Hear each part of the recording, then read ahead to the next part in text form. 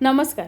सुषमाज recipes and blogs या चॅनलवरती तुमचं स्वागत आहे. तर आज मस्त बोंबलांच्या चटणीचा बेत होता आणि आज एक नवीन ट्राय केलं की बोंबील मी एअर फ्रायरमध्ये भाजून घेतले, सुके बोंबील.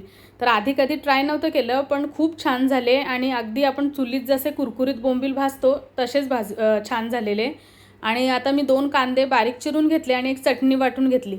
तर चटणीमध्ये मी सध्या बाजाराच्या हिरव्या म्हणजे ओल्या लाल मिरच्या ज्या येतात बाजारात त्या घेतलेल्या, लसूण घेतलेलं, सुकं खोबरं भाजून घेतलेलं, कोथिंबीर आणि मीठ, थोडीशी चिंच घालून मस्त चटणी केली. तेलामध्ये मी कांदे परतून घेतले आणि चटणी देखील मस्त तेल सुटेपर्यंत परतून घेतली.